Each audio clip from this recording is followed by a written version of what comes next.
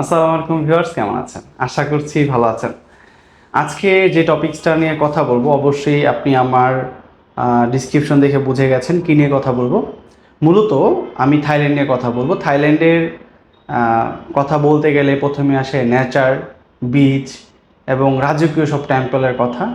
তবে থাইল্যান্ড আমার best choice কেন? কারণ আমি থাইল্যান্ডে এত এবং এত সুন্দর নেচার দেখেছি। বিশেষ করে সমুদ্রের মাঝখানে ছোট ছোট দ্বীপগুলা বা আইল্যান্ড যদি আমরা বলি, এই কারণে আমার খুব ভালো লেগেছে। তো আমরা প্রথমে শুরু করি যে থাইল্যান্ড যেতে আসলে কি কি লাগবে এবং থাইল্যান্ডের ভিসার জন্য কি লাগবে এবং আরও আনুষঙ্গিক যেমন ভ্রমণের কিছু টিপস, এগুলো নিয়ে আমি আজকে কথা বলবো। আসুন জেনে নেই যে থাইল্যান্ডের জন্য আপনার কি কি ভিসার জন্য কি কি রিকোয়ারমেন্ট আছে। ভিসার জন্য পেপারসের প্রথমত আপনার পাসপোর্ট লাগবে মিনিমাম 7 থেকে 8 মাস। 6 মাস ম্যান্ডেটরি, বাট 6 মাসে আপনি ভিসা পেলে ফ্লাই করতে পারবেন না। সো মিনিমাম 7 থেকে 8 মাস আপনাকে ধরে নিতে হবে। অ্যান্ড আপনাকে আপনার নিজস্ব ডকুমেন্টস যেগুলো, যেমন 2 কপি ছবি, হোয়াইট ব্যাকগ্রাউন্ড, থাইল্যান্ড সাইজের, ল্যাব প্রিন্ট অবশ্যই। তারপর আপনার পাসপোর্ট তো গেল, আপনার ভোটার আইডি কার্ডের কপি। তারপর আপনার হচ্ছে সাথে যেই ডকুমেন্টসগুলো আমরা দিয়ে দিই, বিদ্যুৎ বিলের কপি। আদার্স ডকুমেন্টের মধ্যে আপনার হচ্ছে ব্যাংক স্টেটমেন্ট, ব্যাংক সলভেন্সি 6 মাসের। অ্যান্ড হচ্ছে আপনার অবশ্যই মাথায় রাখতে হবে যেন এটা 1 লাখ টাকার মতন থাকে। আর এছাড়া আরও কিছু থাকে, যেমন আপনি যদি ফিল করেন যে আমি জব করি, তাহলে আপনাকে অবশ্যই এনওসি আর এবং আইডি কার্ড। আপনি যদি বিজনেস করেন তাহলে ট্রেড লাইসেন্স, যদি স্টুডেন্ট হয়ে থাকে বাচ্চা যেতে পারে সাথে, তাহলে আপনার তার হচ্ছে আইডি কার্ড আর হচ্ছে বার্থ সার্টিফিকেট, এগুলো আনুষঙ্গিক ডকুমেন্টস। হাউস ওয়াইফের জন্য সেম, ও হাজব্যান্ড এগুলো দিয়ে দিলেই হচ্ছে। তবে পার পার্সন 1 লাখ টাকা থাকতে হচ্ছে। তো যদি আপনি ভিসা পেয়ে যান, তো লেটস গেট ফর ট্যুর। আমরা ট্যুরে যদি যাই, ট্যুরে আসলে বিশেষ করে আমার কাছে খুব ভালো লেগেছে, আমি নিজে যেহেতু গিয়েছি, আমার কাছে খুব ভালো লেগেছে। যেমন থাইল্যান্ডে আপনি যদি ব্যাংককে যান, সো আপনি ব্যাংককে কিন্তু খুব সুন্দর একটা মানে এনভায়রনমেন্ট, আপনি একটা রাজকীয় ফ্লেভার পাবেন। এবং রাতের শহরটা আসলে ব্যাংককে খুব মজা, মানে আপনি সারা রাত ঘোরার মতন সিচুয়েশন থাকে, সবাই ঘুরতে বের হয়। আর আপনি যদি নেচার পছন্দ করেন, দেন কোরাল আইল্যান্ড আপনার জন্য বেস্ট, বিশেষ করে পাতায়াতে। এছাড়া আপনি ফুকেটের থেকে, আপনি যদি ফুকেট যান, ফুকেট থেকে আপনি ফিফি আইল্যান্ড আছে, জেনজোয়ান আইল্যান্ড আছে, ক্রাবিতে গিয়ে ক্রাবি আইল্যান্ড আছে। তো আন্দামান আইল্যান্ড আসলে কি, আন্দামানটা যদিও ইন্ডিয়াতে পড়েছে, বাট আন্দামান বিচটা আপনি কিন্তু থাকতে পারবেন। ফিফির যে ল্যান্ডটা, এটা আন্দামান বিচে পড়েছে। সো এটা একটা ইন্টারেস্টিং পার্ট, আমি যখন ওখানে গিয়েছি। তো এটা আছে। আচ্ছা, আমরা কিছু টিপস নিয়ে কথা বলি, আসলে কি কি দরকার হয়। আপনি অবশ্যই যদি বিদেশ ভ্রমণ করেন যে কোনো দেশে, আপনাকে প্রথমে মাথায় রাখতে হবে যে আপনার সিমটা যেন পারফেক্টলি আপনি নিতে পারেন। মানে আপনি যেখানেই যান অবশ্যই এয়ারপোর্ট থেকে সিম কার্ড নিয়ে যাবেন।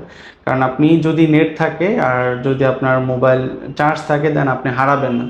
যে কোনো জায়গায় যে কোনোভাবে, ওখানে গুগলে অনেক আপডেটেড, আপনি যে কোনো তথ্য আপনি ইনস্ট্যান্ট পাবেন।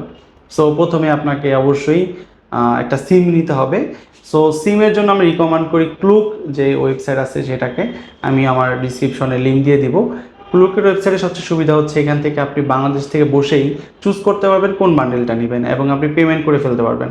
অ্যান্ড আপনি ধরেন টিকিট কাটছেন, টিকিট কাটার পরে কোন টার্মিনালে যাচ্ছেন, সেই টার্মিনালে আপনি সরাসরি ওই টার্মিনাল চুজ করতে পারবেন, আমি এখান থেকে রিসিভ করবো।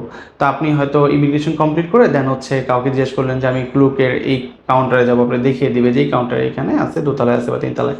তো আপনি, এটা একটা সুবিধা। প্লাস আপনি কয় জিবি নিচ্ছেন, যেমন আমি রিকমেন্ড করি 10 জিবির নিচে নিয়েন না, কারণ এখানে প্রচুর নেট ইউজ করতে হয়। আমরা যখন কোথাও, যদিও হোটেলগুলোতে ওয়াইফাই থাকে, তারপর আপনি বাহিরে প্রচুর থাকা হয়, ঘোরা হয়, সো ওইখানে নেট লাগে, ইন্টারনেট লাগে। সো আপনি এটা ট্রাই করতে পারেন। আর পাশাপাশি আপনি যদি আমি বলি যে যখন আপনি ভ্রমণ করবেন, ভ্রমণ করা অবস্থা অবশ্যই মাথায় রাখবেন যে এমআরটি বা বিটিএস এখানে প্রসিদ্ধ। আমাদের বাংলাদেশ যেমন মেট্রো রেলের, আমরা মেট্রো বলি, ওইখানে বিটিএস বলে। তো লোকাল শহর যে বিশেষ করে ব্যাংককে আপনি অবশ্যই এটাতে ভ্রমণ করলে আপনি খুব খরচ কমে ঘুরতে পারবেন।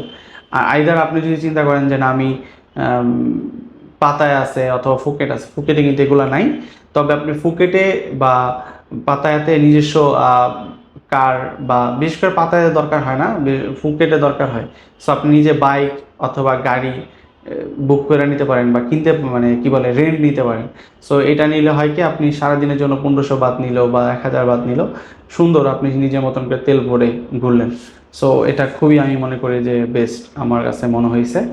সো এটা হচ্ছে টিপস। আর এছাড়া আপনি চাইলে আপনার